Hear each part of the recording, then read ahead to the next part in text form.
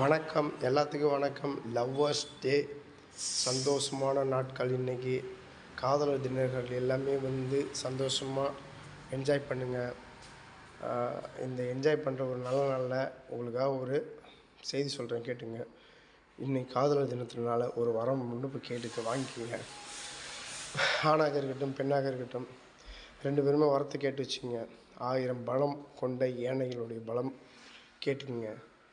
பெரிய பெரிய மலைகள் தாங்கி நிற்கிற மலைகளுடைய சக்திகள்னு கேட்டுங்க. டாட்டா இரும்பு அதனுடைய சக்தியும் கேட்டு வாங்கிக்கோங்க. இத்தனை கொண்ட பலங்கள்லாம் இருந்தாலும் கூட காதல் பிரிவு தாங்கவே முடியாது.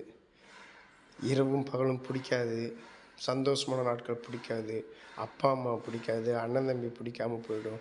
இந்த மாதிரி நிறைய விஷயத்தில் இழக்க தோணும். காதல் உண்மையான காதல் தோல்வி வந்தால் அந்த மாதிரி தான் தோணும்.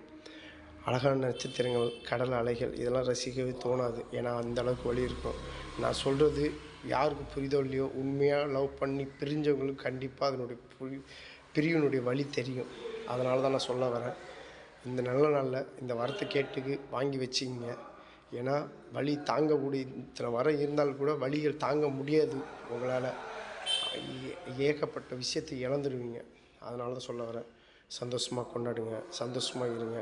லவ்வர் பிரியாமல் இருந்தாலே அதுவே நல்லது தான். இந்த உலகத்துக்கு ஒரு சக்தியே கிடைக்கும்.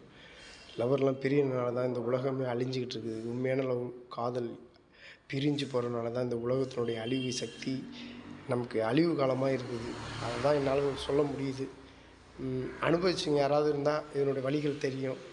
அதனால தான் நான் சொல்ல வரேன். பிடிச்சா இருந்தால் லைக் பண்ணுங்கள், பிடிக்கலனாலும் லைக் பண்ணுங்கள். சில விஷயம்லாம் லைக் பண்ணுங்கள். இந்த சும்மா அந்த யூடியூப்பை பார்த்துக்கிட்டு உடம்பை குறைக்கிறேன், அதை பண்ணுறேன், உண்மையான ஒரு விஷயத்த யாருமே புரிஞ்சுக்க மாட்டேங்கிறீங்க. உண்மை எப்போயுமே ஊமையாக தான் இருக்கும். அது எனக்கு தெரியும் நல்லாவே. நான் இந்த யூடியூப் சேனல் ஆரம்பித்த ஒரு மாதத்துலேருந்து தெரிஞ்சுக்கிறது ஒரு உண்மையான ஒரு விஷயம். உண்மை எப்போயுமே ஊமையாக தான் இருக்கும்.